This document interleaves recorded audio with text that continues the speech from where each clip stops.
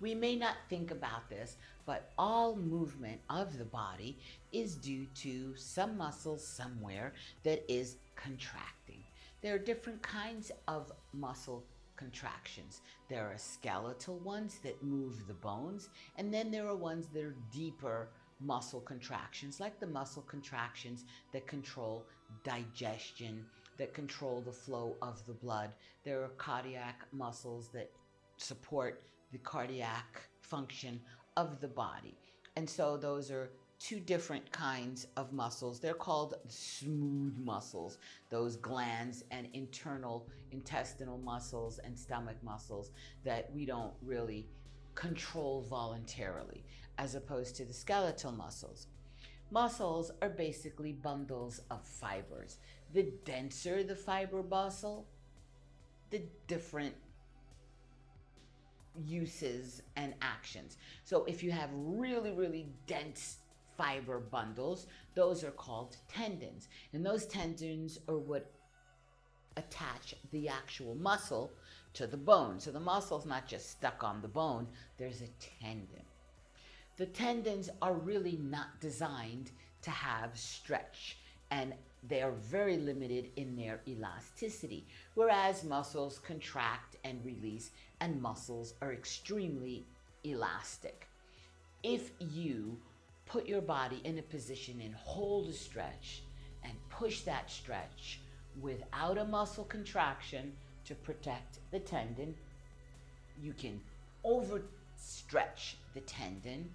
You can create micro tears in the muscle. So when you make micro tears in the muscle, you barely feel it. You don't even know that you're doing it. When that muscle heals, that muscle comes back thicker, stiffer, and with less elasticity. If the muscle has less elasticity, kinetically, we say that the muscle is less functionally intelligent, less functionally strong. For the muscle to have strength, it has to be able to contract all the way and come back to its normal resting length. So holding a stretch passively is super bad for the tendon, which compromises the joint, which makes the muscle programming dumber. It dumbs down the muscle intelligence. And so we never do that. In real Pilates, everything that we do is a movement. We don't hold any position for more than a second or two. Rarely, if I say roll up and hold it for a second, you're holding the contraction, you're not holding the stretch. And so this is what differentiates real Pilates from other modalities of exercise. Real Pilates will get you fitter, stronger, with smarter muscles, faster. This is Pilates Master Nikki, and I'll see you for another layer of real Pilates.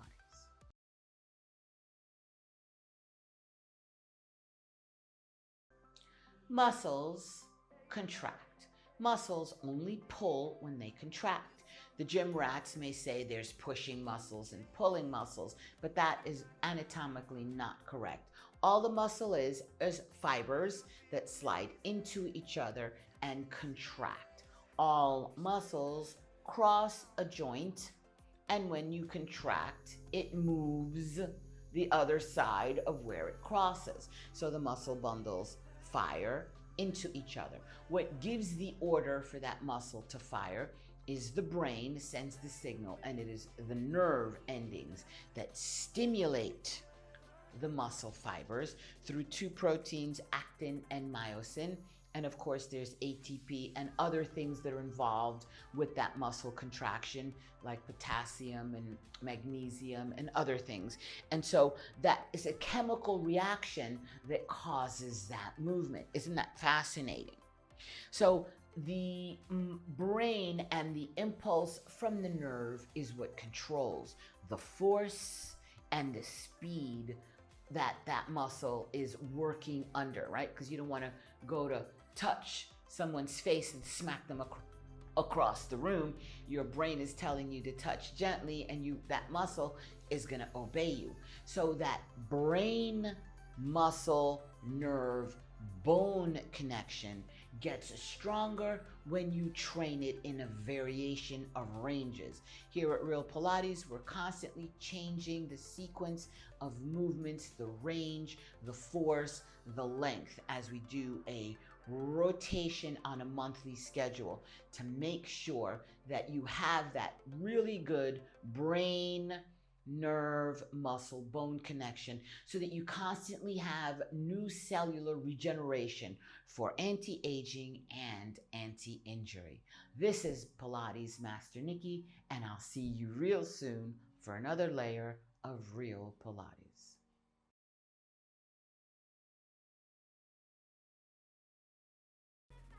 As muscles contract, there are four basic kinds of muscle contraction. There is an isometric contraction. So let's say you push your hands together and squeeze, that you're creating a muscle contraction, but the muscle stays the same length. That's called isometric. An isotonic contraction is when you apply force and you use the muscle, and the muscle changes its length. It goes out and it goes in. Within the isotonic group, there are two more groups, giving us the four. So isotonically, where the muscle changes length, there is a concentric contraction. So if I had a weight or a spring in my hand and I bend the elbow, the muscle fibers slide into each other and create the ball. We call that the muscle becomes concentric or concentrated. And then the opposite of that is when the muscle goes back and you release that contraction. That release, called eccentric, is a contraction. So you'll notice when I'm teaching and I tell you make sure the speed of the in and the out is the same, because I don't want you to just let go, because then you're throwing away half of the workout. That release, where the muscle is getting longer but you slow it down, makes the muscle super, super smart, springy, and it makes it educated, because remember, the muscle and the nerve and the joint and the bone are constantly talking to each other and the brain. And a lot of it is done behind the brain's back, gauging the speed and the amount of force that has to be exerted. The muscles and all of the nerves are the ones that really dictate that, but they're being told initially by the brain to do a certain thing. So a guy that does, or a person that does a lot of weightlifting at just a certain range and a certain speed, let's say all of a sudden there's something flying through the air and they inadvertently jump up and try to reach it, and they're not used to doing that kind of short, quick burst of speed. They can reach up and tear or damage their joint or their muscle, because biomechanically they have trained their muscles to be less intelligent or dumb, which we don't want to do, because we set ourselves up for injury and also for premature aging. And so it's important to understand that the Real Pilates works with a resistance that also changes. So when you're using the equipment, if you pull on the spring, when you go out, it gets harder. Let's say it goes 2 pounds, 5 pounds, 10, 20 pounds.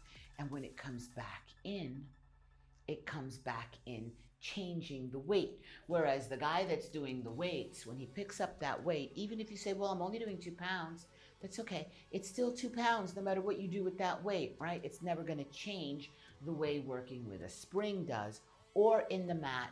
We change our relationship to gravity so that the resistance now changes. Seated doing something, standing doing something, on your stomach, on your back, on your side, you're changing the resistance and the leverage point. And so that becomes dynamically smart master's degree for your muscles. This is Pilates Master Nikki with smart muscles, and I'll see you real soon for another layer of Real Pilates.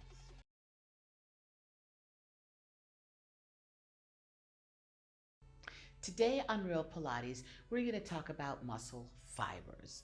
So while we know there's different kinds of contractions, there are also different kinds of fibers. And they're basically two groups, but there are subgroups. So let's talk about type number 1, which are called red or tonic fibers, and they are usually used in an aerobic setting, which means that you can breathe when you're working out. And these are usually slower twitch fibers, and they are oxidative. So that means that they work with oxygen.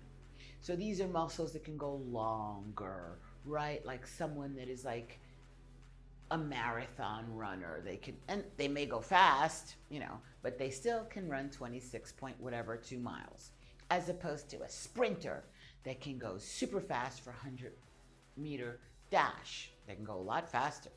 And so that person that is doing that fast, short burst, that anaerobic type is type 2, and it's called more of a white muscle fiber, and it's phasic as opposed to tonic, and it is that fast twitch fiber. So that fast twitch fiber doesn't use oxygen, it uses more glycogen. Within that type 2 fiber, there are another 2 subgroups, right? There's type 2A and B, which are basically in that genre, but it's a little bit different, and I won't burden you with that. So here's an example. Your soleus, right, which is the muscle involved in standing, which is down there in the foot and calf, that is around 40% of type 1 fiber, because you can walk for a long time, you can stand for a long time. There are fibers there that you can sprint as well if you need them, right? The tricep in your arm is about 30% type 2 fibers, right? That they're for shorter, quicker. When you're running, believe it or not, you're using a lot of triceps when you're running, when you're walking, or when you're washing the dishes. And so the body, due to genetics and to training, can convert certain parts of the fibers from type 1 to type 2. Your heart is a blend of fast and slow twitch fibers. Super important because you need it to go for at least 130 years. But there are times when you want to go faster to run and catch the bus, and you need that fast twitch to be a little bit faster.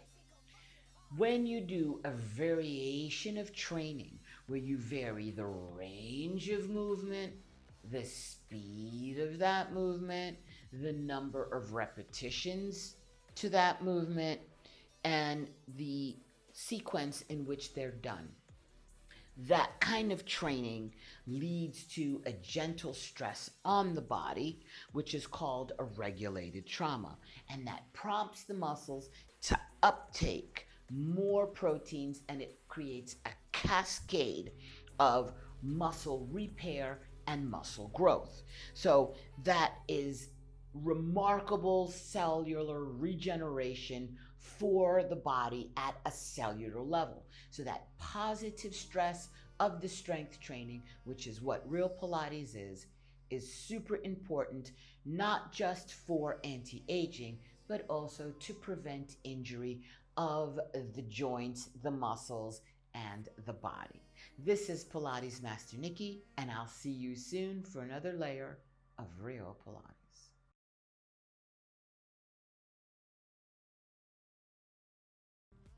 So you may have heard of muscle memory. People say, well, if you've worked out, it's easier for you to get back in shape because you have muscle memory.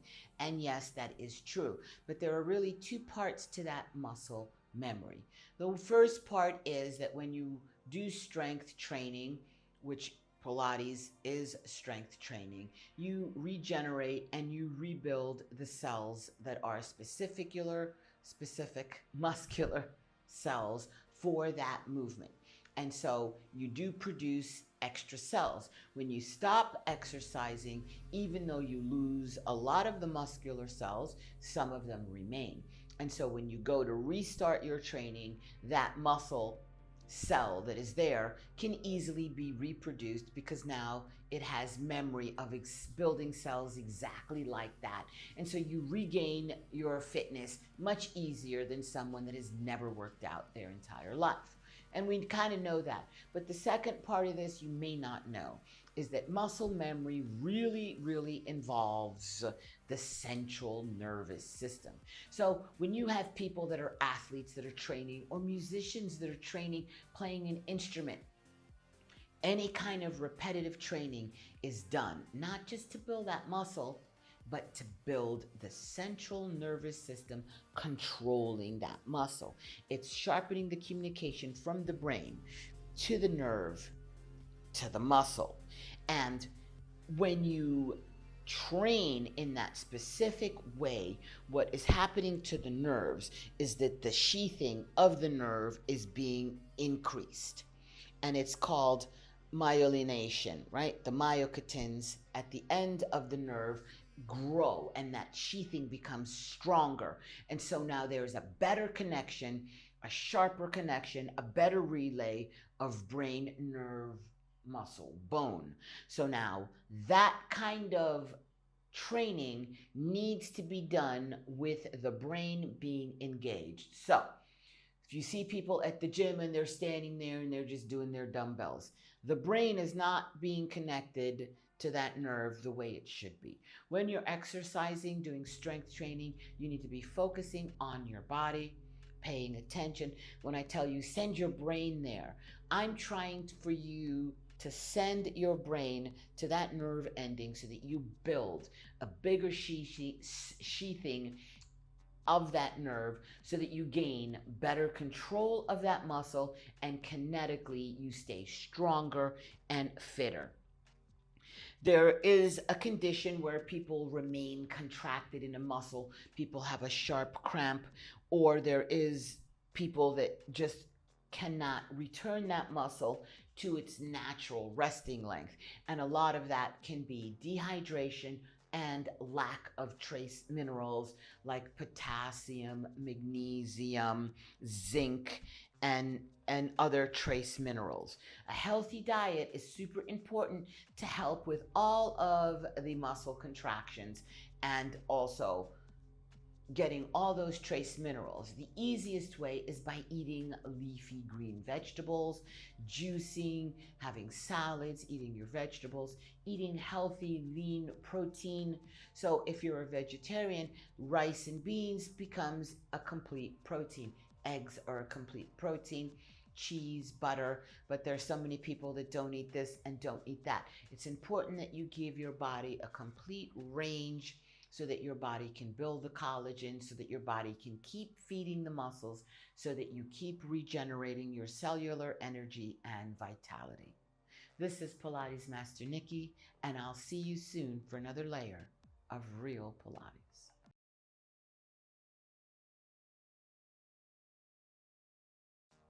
Today on Real Pilates, we're going to discuss muscles and muscle atrophy.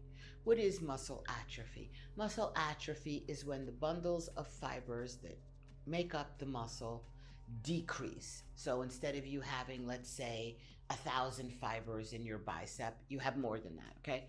You would go from 1,000 to 800 to 700, 500, and the amount of fiber bundle decreases. How does that happen? That can happen through a lot of different ways. One of the first ways that comes to mind is injury. God forbid you get injured. Let's say you have a cast on your arm and you don't use that arm.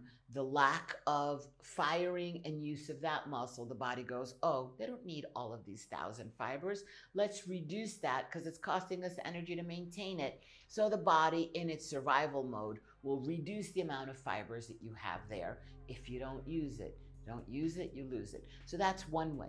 Another way that the body reduces is dehydration and lack of nutrition, proper nutrition. If the body is not getting the right amount of proteins, carbs, and trace minerals, the body, in an effort to survive, will start to eat up its own muscle. You need to be careful with that because you don't want your body to eat the muscles that are the internal muscles like your heart, because the body will cannibalize you for survival. I know, it's sad, but it's true. Another way that you can lose muscle mass is excess cardio. You get the people that are obsessed, that have like a little pinch, a skin fold. Their posture sticks their stomach out, and they're convinced that if they just do more cardio instead of changing their posture to bring those abs in, excess cardio will lead to you losing muscle mass. If you do no resistance training, that is another way that your body reduces the muscle mass. So if you get up, go to work, sit, type, come home, go shopping, and repeat, maybe walk the dog, you're gonna have just very minimal muscle power to just basically survive the day. But you're gonna start to lose muscle mass. As you age, because of hormones and other factors, it's more taxing for the body to build brand new muscle. It can, but it just takes more effort. So why let your body get to an emaciated, depleted state when you can do a little bit of maintenance of resistance training?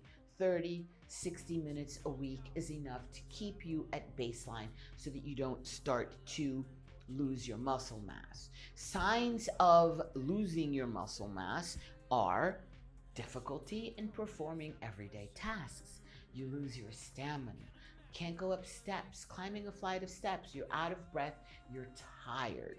These are signs that you're losing muscle mass. Poor balance. You lose your balance. You fall easily. That is going to show you that your muscle mass is decreasing and you need to do something about it. So there are gentle ways that you can help stimulate the muscle. Let's say you have an injury, you can do very limited, gentle ranges of motion. Very soft, gentle massage. Gentle. Should never hurt if you have an injury, or if you're just, not feeling good, you have a cold and you're in bed, pointing, flexing your feet, moving your legs a little in bed is super important to keep those muscles going. Electrostimulation is also something that's very good to keep the muscles stimulated without a lot of effort if you're in a recovery or coming back mode. And basic little movements, little pelvic lifts, little C curves, all of those movements help contract muscles and rebuild your muscle stamina and endurance and muscle mass. This is Pilates Master Nikki, and I'll see you soon for another layer of real Pilates.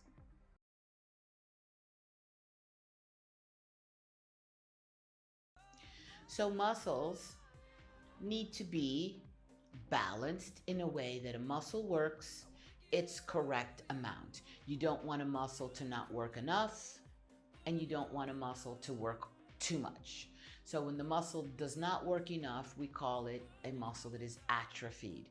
You may have within one limb a group of muscles, and within this limb, this group of muscles is too dominant, and we call those muscles hyperactive or hypertonic muscles. So let's just say, for example, in your bicep, which is two muscles, you may have one part of that bicep muscle that becomes over dominant, and the other part of the muscle which becomes less dominant, and it becomes little atrophied in respect to the other bicep muscle. And that happens by just doing the same exact motion at the same exact speed without changing the angle of that motion to work that other part, that other head of that bicep, so that you keep that muscle balanced. One of the muscles that's super famous for being hypertonic or hyperactive is the top of the abdominals. The top of the abs want to do everything, and they throw the shoulders up so that the neck and the top of the abs do everything, and that creates a whole cascade of issues that now the low abs become more atrophied and softer and will bulge out, which creates the low back muscles becoming hyperactive because now they have to pick up the slack of the low stomach that is not doing so much because it's being pushed down by the top of the stomach. So sometimes your low back pain can come from a hypertonic to active upper abdominal, which triggers this lifting of the shoulder. So your neck pain and low back pain can come from the top of your abs. And yet to diagnose that in a traditional way is very challenging unless you're a Pilates master, and then I look at your body and I can tell you if you have that. You don't need to know any of that if you just do the Pilates classes in a layered, structured way. I am constantly turning off muscles that are too active and trying to turn on your other muscles that are less active. So if your shoulders are up because these muscles are now hyperactive with the top of the abs, but it all starts because of him or her, then your arms get less definition because your arm is not down and it's not using the waist, and you're not using the full range of arm muscles. So now that creates a disbalance in the arm that can lead to elbow pain, all because the top of the stomach. You see where I'm going with this, right? It all starts to connect because we're all put together.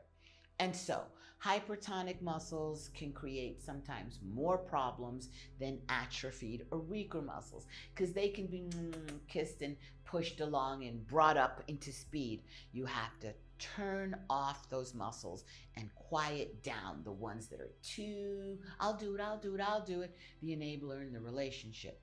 Pilates will do that for you. This is Pilates Master Nikki, and I'll see you soon for another layer of real Pilates.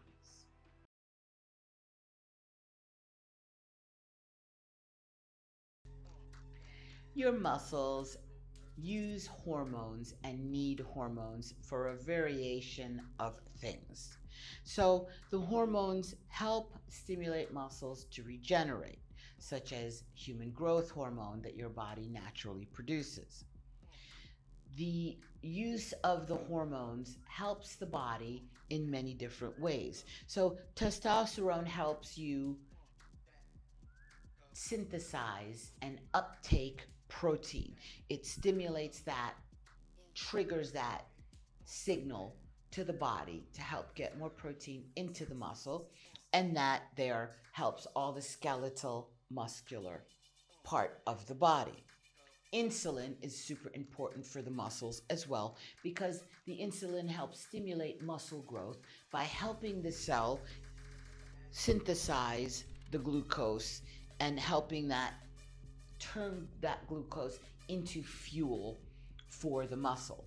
So the hormones play a super important part of the body.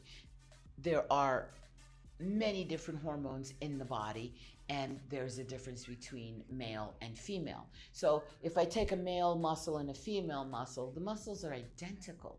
It's not that the man has a better or different muscle, it's that the man has a different hormonal makeup than the woman. The woman has estrogen, progesterone, the man has more testosterone.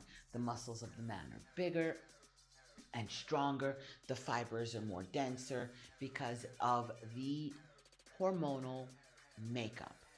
As people age, their hormones change. It's always possible to build more muscle, but it's easier when you're younger to build muscle and then just retain it. It's never too late to start a strength program, as real Pilates is.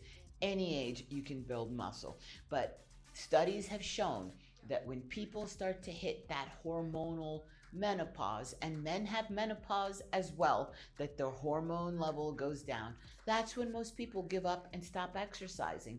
And that's usually between their mid 40s and early 50s that people stop working out, and that's when you need it the most. To help your muscles recover, it's an added plus to get proper hydration, proper rest, and to make sure that you have proper nutrition.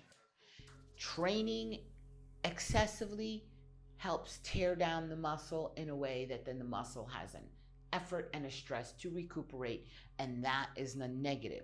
So balancing the strength training, not doing excessive amounts of cardio, making sure that you have adequate rest and hydration are super important to help manage your muscle, as well as the hormonal balance of your muscles.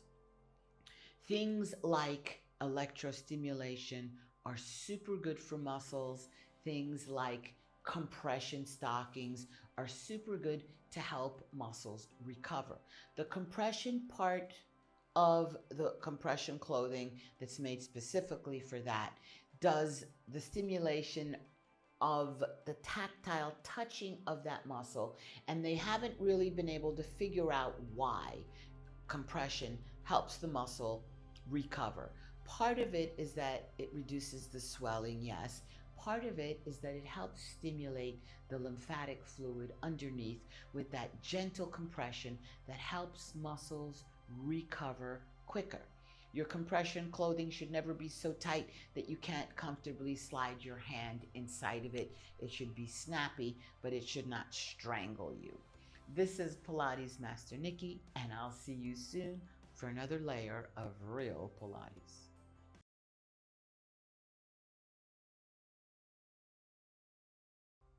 So we've all heard that muscle burns fat, but do you really understand that whole idea? So let's not think that the muscle dives into the fat and chews it up and burns it. That's not really what happens.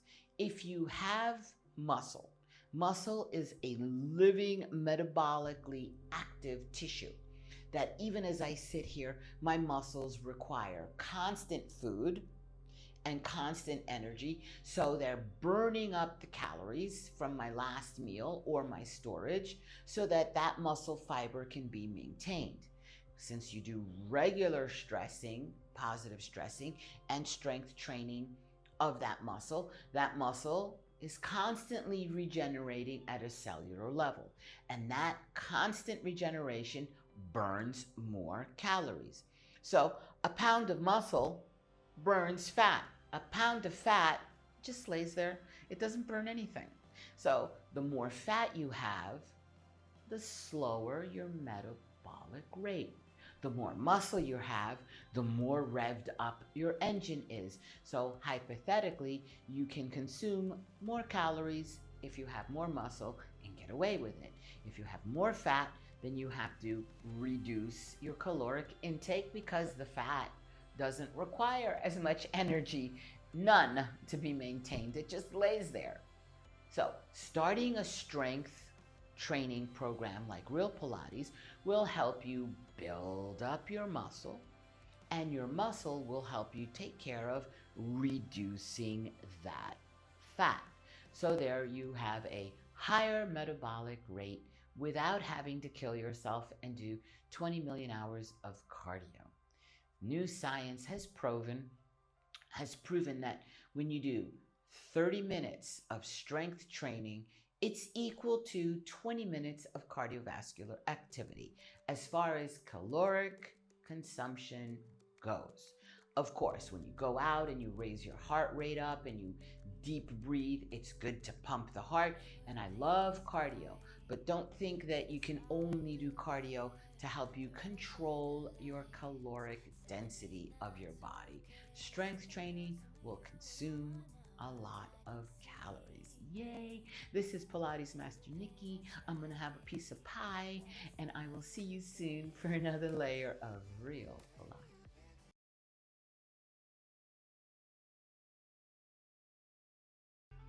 Today on Real Pilates, we're going to talk about muscles and how to retain your muscle density.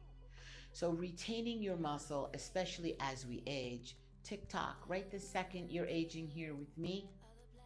What's the alternative? Right. We don't want the alternative. We'll take good aging. So for you to be able to retain that muscle mass, it's important for you to remember a couple of basic things. Doing 30 minutes twice a week of scheduled strength training like Real Pilates helps you retain the muscle.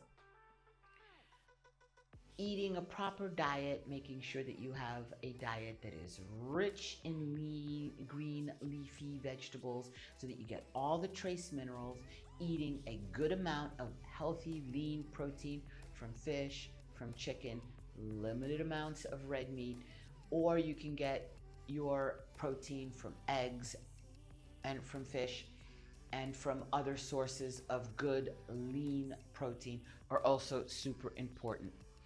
Prolonged stress eats up your muscle. Lack of sleep destroys and eats healthy muscle. Excessive cardio eats up and destroys muscle. Now, crash dieting and that stress dieting is one of the worst things you can do if you're trying to build muscle. To build the muscle, because as we know, the more muscle you have, the higher your metabolic rate, the more calories you burn. The crash dieting is really not good for the muscles. And as a rule of thumb, you should really never lose more than 1 to 2 pounds max a month. If you're crash dieting and losing more than that, you are losing muscle. You're not losing just fat. A lot of the pharmaceuticals that help weight loss, unfortunately, also eat up and reduce muscle density. So that's another important factor that you need to consider if you're going to consider taking some of the new pharmaceuticals on the market to lose weight. Strength training with various ranges and intensity helps keep a diversity of muscle fiber on the body, which keeps your muscle density high, which keeps your cellular regeneration and your body's energy high, which is super important for brain regeneration and for healthy, happy living. So it's important to make sure that you gain muscle and that you keep your muscle in a healthy, happy way. This is Pilates Master Nikki, and I'll see you soon for another layer of real Pilates.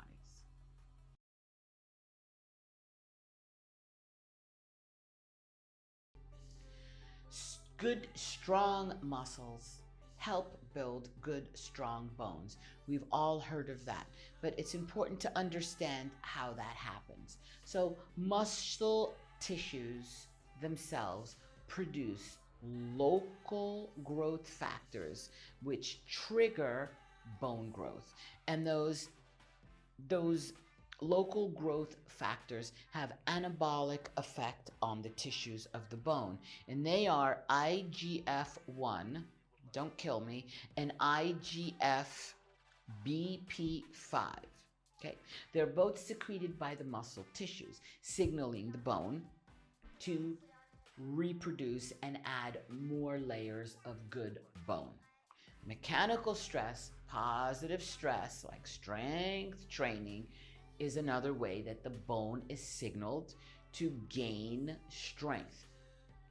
When you put stress on the muscle, which is moving the bone, puts stress on the bone. So you may think that your bones are hard, like this piece of metal. Your bones are not. Your bones have a certain amount of flex and spring to them that when the muscle pulls on the bone, it makes that bone do a little flex and extend. And that movement of the bone helps stimulate red blood cells, which create everything for the body. Strength training not only prevents and reverses osteopenia and osteoporosis, but it also is responsible for cellular regeneration of the entire body. So that strength training, that muscle is making that hormone that is secreted to the bone that makes the bone stronger. The bone puts out more red blood cell. Yes, strength training is something that helps slow aging, prevent injury, and helps keep your bones strong. Lean muscle is required for you to have strong, healthy bones, especially as you get older. So it is that whole orchestra of the bone marrow stimulating cells that helps metabolic factors and anabolic factors within the body that stimulates things that are in your organs and glands, your kidneys, your parathyroid gland, and all your other organs and glands secrete the hormones and all the things necessary for you to stay healthy and to slow down aging. If you are too sedentary and you don't move your body, it will age you faster. Your bones will become softer and you are setting yourself up for something that does not need to happen. Aging does not mean that you need to become weak and feeble. You need to erase that from your brain. I'm 71 years old and I do all the things I was able to do when I was 20, and some of those things I do even better because I'm constantly doing my Pilates, and I want you to have fitness, health, love, and joy always. This is Pilates Master Nikki, and I hope to see you soon for another layer of real Pilates.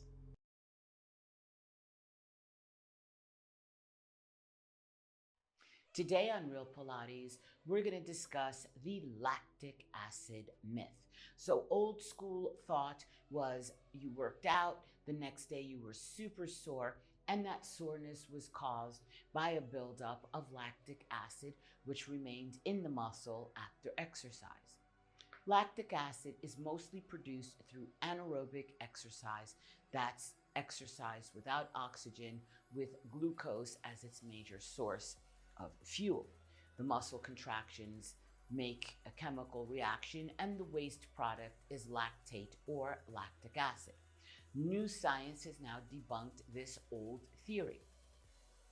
The soreness that you feel in the muscles, called DOMS, delayed onset muscle soreness, is really caused by micro tears in the muscle fibers. This creates a cascade of events from swelling to pain, inflammation. The results are when the muscle fibers heal, they heal thicker. And in that thickness, the muscle fibers lose their natural ability to slide out and into each other in a spring-like fashion. Constant soreness and constant working in this mode creates a muscle that biomechanically is less intelligent than a muscle that is exercised with minimal soreness and exercised in the proper fashion. At Real Pilates, we always do a proper warm-up, and this is one of the main things that avoids these micro tears in your muscle fiber.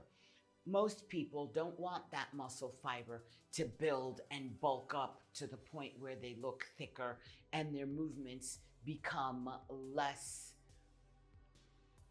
dynamic. Over time, you start to lose range of motion if you have big, thick, bulky muscles. You start to lose what is called functional strength, the ability to be able to react, to catch something, to move the arm, or to spring forward without injuring or tearing your muscle, because you have a muscle that is biomechanically super intelligent, it's springy, it's powerful, and it's strong. Proper warm-up is key, but also proper hydration before and after exercise is super important. All the trace minerals, everything from potassium to zinc, all of these, magnesium, all of these trace minerals are also super important for the nutrition and rebuilding of your muscle tissue, as is with the correct proteins and enzymes and amino acids, which a balanced diet full of green leafy vegetables, high quality proteins, and grains and fruits will give you. So it's important to remember that excessive soreness is not a sign of fitness. It's not a sign that you've done a great exercise the day before. It's a sign of negative stress that can be placed upon the body that over time will limit your range of motion and can lead to joint stress and other things. So make sure to always exercise within a range of movement and elasticity where you don't have micro tears. If you're taking classes here with me, you rest assured that you will not. This is Pilates Master Nikki, and I'll see you real soon for another layer of real Pilates.